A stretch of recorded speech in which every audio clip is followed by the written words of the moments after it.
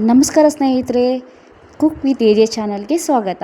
ಇವತ್ತು ನಾನು ಒಂದು ಸ್ಟಾರ್ ಹೋಟೆಲ್ ಚೇಪುಲ ಪುಲುಸು ಆಂಧ್ರ ಸ್ಟೈಲ್ ರೆಸಿಪಿ ಮಾಡೋದನ್ನು ತುಂಬ ಸಿಂಪಲ್ಲಾಗಿ ಟೇಸ್ಟಿಯಾಗಿ ಹಾಗೂ ಬಿಗಿನರ್ ಫ್ರೆಂಡ್ಲಿ ರೆಸಿಪಿ ತೋರಿಸ್ತಾ ಇದ್ದೀನಿ.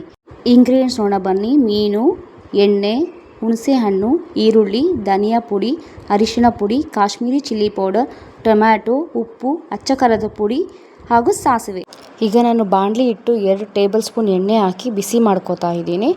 ಎಣ್ಣೆ ಚೆನ್ನಾಗಿ ಕಾದ ಮೇಲೆ ಅದಕ್ಕೆ ನಾನು ಸಾಸಿವೆ ಹಾಕ್ತಾ ಇದ್ದೀನಿ. ನೋಡಿ, ಈಗ ಸಾಸಿವೆ ಹಾಕಿದ್ದೀನಿ.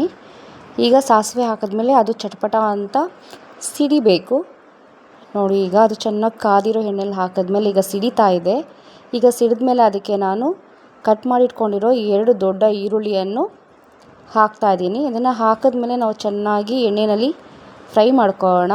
ಇದು ಎಷ್ಟು ಫ್ರೈ ಆಗಬೇಕು ಅಂದರೆ ಅದು ಚೆನ್ನಾಗಿ ಗೋಲ್ಡನ್ ಕಲರ್ಗೆ ಟರ್ನ್ ಆಗೋವರೆಗೂ ನಾವು ಫ್ರೈ ಮಾಡೋಣ. ಇಲ್ಲಾಂದ್ರೆ ಒಂದು 2 ಮಿನಿಟ್ಸ್ ನೀವು ಚೆನ್ನಾಗಿ ಫ್ರೈ ಮಾಡ್ಕೊಳ್ಳಿ ಎಣ್ಣೆಯಲ್ಲಿ. ಅದು ಹಸಿ ವಾಸನೆ ಎಲ್ಲ ಹೋಗಲಿ. ನೋಡಿ, ಈಗ ಹಸಿ ವಾಸನೆ ಎಲ್ಲ ಹೋಗಿದೆ. 1-2 ನಿಮಿಷ ಫ್ರೈ ಮಾಡಿಕೊಂಡ್ರೆ ಸಾಕು. ಈಗ ನಾನು ಕರಿಬೇವಿನ ಸೊಪ್ಪು ಆ್ಯಡ್ ಮಾಡ್ತಾ ಇದ್ದೀನಿ. ಅದನ್ನು ಅಷ್ಟೇ ಚೆನ್ನಾಗಿ ಮಿಕ್ಸ್ ಮಾಡಿ ಚೆನ್ನಾಗಿ ಫ್ರೈ ಮಾಡ್ಕೊಳ್ಳೋಣ. ಕರಿಬೇವಿನ ಸೊಪ್ಪು ಹಾಕೋದ್ರಿಂದ ತುಂಬ ಫ್ಲೇವರ್ ಚೆನ್ನಾಗಿರುತ್ತೆ, ಅರೋಮಾ ತುಂಬ ಚೆನ್ನಾಗಿರುತ್ತೆ. ಈಗ ನಾವು ಅದು ಗೋಲ್ಡನ್ ಕಲರ್ಗೆ ಟರ್ನ್ ಆಗೋವರೆಗೂ ಫ್ರೈ ಮಾಡ್ಕೊಳ್ಳೋಣ. 1-2 ನಿಮಿಷ ಫ್ರೈ ಮಾಡಿಕೊಂಡ್ರೆ ಸಾಕು. ಅದು ಬೇಗ ಕಲರ್ ಚೇಂಜ್ ಆಗಿಬಿಡುತ್ತೆ. ನೋಡಿ, ಈ ಥರ ಕಲರ್ ಚೇಂಜ್ ಆಗುತ್ತೆ.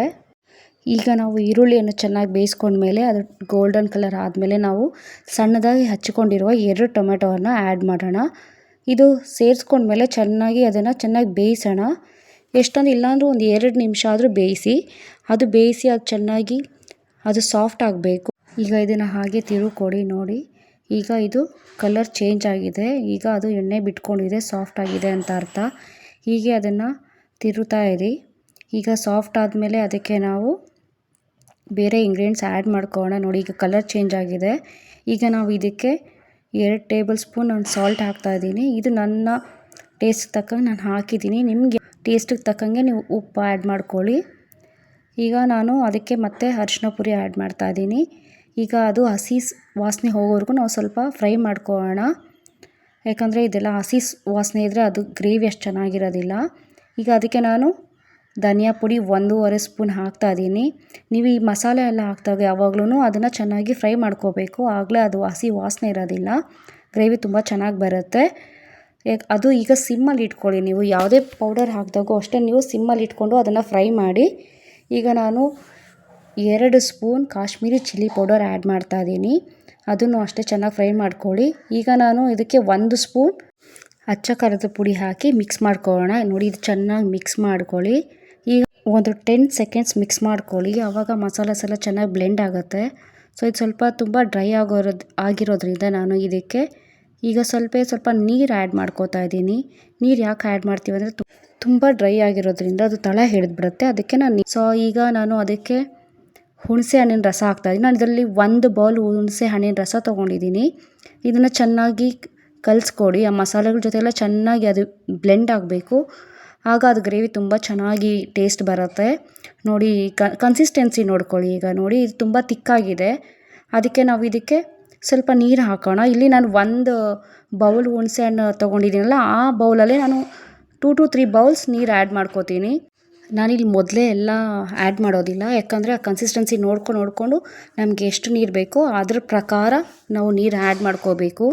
ಈಗ ನನಗಿದು ತುಂಬ ತಿಕ್ಕಾಗಿದೆ ಅನಿಸ್ತಾ ಇದೆ. ಅದಕ್ಕೆ ನಾನು ಇನ್ನೂ 1 ಬೌಲು ನೀರು ಇಲ್ಲಿ ಆ್ಯಡ್ ಮಾಡ್ತಾ ಇದ್ದೀನಿ. ಸೊ ನೀವು ನೋಡ್ಕೊಳ್ಳಿ ಕನ್ಸಿಸ್ಟೆನ್ಸಿ ಎಷ್ಟು ಬೇಕು, ತೆಳು ಎಷ್ಟು ಬೇಕು ಅಂತ. ತುಂಬ ಗಟ್ಟಿಯಾಗಿದ್ದರೆ ಮೀನು ಸಾರು ಚೆನ್ನಾಗಿರೋದಿಲ್ಲ. ಅದು ಸ್ವಲ್ಪ ತೆಳುವಾಗಿದ್ರೇ ಚೆನ್ನಾಗಿರುತ್ತೆ. ಅದು ತುಂಬ ಟೇಸ್ಟ್ ಚೆನ್ನಾಗಿರುತ್ತೆ. ಮತ್ತು ಅದು ಮೀನು ಸಾರು ಅಷ್ಟೇ ಗಟ್ಟಿ ಇದ್ದರೆ ಅದು ತಿನ್ನೋಕ್ಕಷ್ಟು ಚೆನ್ನಾಗಿರೋದಿಲ್ಲ. ಸೊ ನಾನು ಅದಕ್ಕೆ ಇಲ್ಲಿ 3 ಬೌಲ್ಸ್ ಅಷ್ಟು ನೀರು ಹಾಕ್ತಾ ಇದ್ದೀನಿ. ಅದನ್ನು ಚೆನ್ನಾಗಿ ಮಿಕ್ಸ್ ಮಾಡ್ಕೊಳ್ಳೋಣ. ನೋಡಿ, ಇಲ್ಲಿ ನನ್ನ ಕನ್ಸಿಸ್ಟೆನ್ಸಿ ನೋಡ್ತಾ ಇರಿ, ಅದು ಎಷ್ಟು ತೆಳುವಾಗಿದೆ ಅಂತ. ಸೊ ನೀವು ಅಷ್ಟೇ, ನೀವು ಮಾಡಬೇಕಾದ್ರೆ ನೋಡ್ಕೊಳ್ಳಿ. ತುಂಬ ನೀರಾಗೂ ಇರಬಾರ್ದು, ತುಂಬ ಗಟ್ಟಿಯಾಗೂ ಇರಬಾರ್ದು. ಒಂದು ಮೀಡಿಯಮ್ ಆಗಿ ಒಳ್ಳೆ ರಸಮ್ ಟೈಪಲ್ಲಿ ಆ ಥರ ಇರಬೇಕು. ಆವಾಗ ತುಂಬ ಚೆನ್ನಾಗಿರುತ್ತೆ. ಈಗ ನಾವು ಇದನ್ನು ಇಲ್ಲಾಂದರೂ ಒಂದು 10 ಮಿನಿಟ್ಸ್ ಬಾಯ್ಲ್ ಆಗೋಕ್ಕೆ ಬಿಡೋಣ. ಯಾಕಂದರೆ ಆ ಮಸಾಲಾಸ್ ಎಲ್ಲ ಚೆನ್ನಾಗಿ ಜೊತೆ ಬ್ಲೆಂಡ್ ಆಗಿ ಅದು ಫ್ಲೇವರ್ ಚೆನ್ನಾಗಿ ಕೊಡುತ್ತೆ. ಆಮೇಲೆ ಅದು ಚೆನ್ನಾಗಿ ಕುದಿ ಬರಬೇಕು, ಚೆನ್ನಾಗಿ ಕಾಯಿಸೋಣ. ಯಾಕಂದರೆ ಇಲ್ಲಿ ಆಲ್ಮೋಸ್ಟ್ ಗ್ರೇವಿ ತುಂಬ ತೆಳುವಾಗಿದೆ. ನಾವು ಕಾಯಿಸಿ ಅದು ತೆಳುವಿಂದ ಸ್ವಲ್ಪ ಮಂದ ಆಗುತ್ತೆ. ಆವಾಗ ಗ್ರೇವಿ ಚೆನ್ನಾಗಿರುತ್ತೆ. ನಾವು ಈಗ ಇಲ್ಲ ಅಂದರೂ ಒಂದು 10 ನಿಮಿಷ ಈ ಗ್ರೇವಿನ ಕಾಯಿಸೋಣ. ನೋಡಿ ಈಗ ಕುದಿ ಬಂದಿದೆ. ಈಗ ನಾವು ಇದಕ್ಕೆ ಮೀನನ್ನು ಆ್ಯಡ್ ಮಾಡೋಣ. ಮೀನು ಆಲ್ರೆಡಿ ನಾವು ವಾಶ್ ಮಾಡಿ ಇದು ಸಪ್ರೇಟಾಗಿ ಎತ್ತಿಟ್ಕೊಂಡಿದ್ವಿ. ಈಗ ಅದನ್ನು ಒಂದೊಂದೇ ಹಾಕಿ ಒಂದ್ರ ಮೇಲೆ ಒಂದು ಹಾಕಬೇಡಿ, ಯಾವಾಗಲೂ ಪಕ್ಕದಲ್ಲೇ ಮೀನು ಹಾಕಬೇಕು. ಯಾಕಂದರೆ ಅದು ಒಂದೊಂದೇ ಮೆತ್ಕೊಂಡ್ರೆ ಅದು ಅಷ್ಟು ಬೇಗ ಅದು ಉಡ್ಕೊಂಬಿಡುತ್ತೆ ಮೀನು, ಆವಾಗ ಅದು ತಿನ್ನೋಕೆ ಅಷ್ಟು ಚೆನ್ನಾಗಿರೋದಿಲ್ಲ. ನೋಡಿ ಎಷ್ಟು ಚೆನ್ನಾಗಿ ಬಬಲ್ಸ್ ಬರ್ತಾ ಇದೆ. ನಾವು ಯಾವಾಗಲೂ ಅಷ್ಟೇ ಮೀನು ಹಾಕಿದ್ಮೇಲೆ ನಾವು ಯಾವತ್ತೂ ಅಷ್ಟೇ ನಾವು ಸೌಟಲ್ಲಿ ನಾವು ತಿರುಗಿ ಕೊಡಬಾರ್ದು. ಅದನ್ನು ಜಸ್ಟ್ ಈ ಥರ ಮೂವ್ ಮಾಡಬೇಕು ಅಷ್ಟೇ. ನೋಡಿ ಇಲ್ಲಿ ವಿಡಿಯೋದಲ್ಲಿ ಮಾಡಿರೋ ಥರ. ಸೊ ಆಗ ಆ ಮೀನು ಬ್ರೇಕ್ ಆಗೋದಿಲ್ಲ, ಅದು ಒಡೆಯೋದಿಲ್ಲ. ಅದಕ್ಕೆ ನಾನೀಗ ಬಾಂಡೆಯಲ್ಲಿರೋ ಫುಲ್ ಗ್ರೇವಿನ ನಾನು ದೊಡ್ಡ ಪ್ಯಾನ್ನಲ್ಲಿ ಟ್ರಾನ್ಸ್ಫರ್ ಮಾಡ್ತಾಯಿದ್ದೀನಿ. ಸೊ ಆಗ ನೀಟಾಗಿ ಅದು ಮೀನು ನೀಟಾಗಿ ಬೇಯುತ್ತೆ ಅಂತ, ಈವನಾಗಿ ಸ್ಪ್ರೆಡ್ ಆಗುತ್ತೆ ಅಂತ. ಪ್ಯಾನಲ್ಲಾದರೆ ಅದು ಒಂದೊಂದೇ ಮೆತ್ಕೊಂಡು ನಾವು ಫ್ಲಿಪ್ ಮಾಡೋಕ್ಕಾಗೋದಿಲ್ಲ, ತಿರ್ಗ್ಸೋಕ್ಕಾಗೋದಿಲ್ಲ. ಆದರೆ ಇಲ್ಲಿ ಪ್ಯಾನಲ್ಲಾದರೆ ಸ್ವಲ್ಪ ದೊಡ್ಡದಿರೋದ್ರಿಂದ ನೀಟಾಗಿ ಅದು ಬೇಯುತ್ತೆ. ಮತ್ತು ಉಪ್ಪು ಖಾರ ಎಲ್ಲ ಚೆನ್ನಾಗಿ ಎಲ್ಲ ಹಿಡಿಯುತ್ತೆ ಪ್ರತಿ ಮೀನಿಗೂ. ನೋಡಿ ಎಷ್ಟು ಚೆನ್ನಾಗಿ ಕಲರ್ ಟರ್ನ್ ಆಗಿದೆ, ಎಷ್ಟು ಚೆನ್ನಾಗಿ ಕಲರ್ ಬಂದಿದೆ. ನೋಡೋಕ್ಕೂ ತುಂಬ ಚೆನ್ನಾಗಿದೆ, ಟೇಸ್ಟು ತುಂಬ ಚೆನ್ನಾಗಿದೆ. ಈಗ ನಾವು ಇದನ್ನು ಕುದಿಯೋಕ್ಕೆ ಬಿಟ್ಬಿಟ್ಟು ಅದರ ಮೇಲೆ ನಾವು ಕ್ಲೋಸ್ ಮಾಡೋಣ. ಇಲ್ಲಾಂದ್ರೂ ಒಂದು 5 ಮಿನಿಟ್ಸ್ ಆದರೂ ನೀವೇನು ಟಚ್ ಮಾಡ್ದಿರ ಅದು ಕ್ಲೋಸ್ ಮಾಡಿ ಬೇಯಿಸಿ. ನೋಡಿ 5 ನಿಮಿಷ ಆದಮೇಲೆ ಎಷ್ಟು ಚೆನ್ನಾಗಿದೆ ಗ್ರೇವಿ.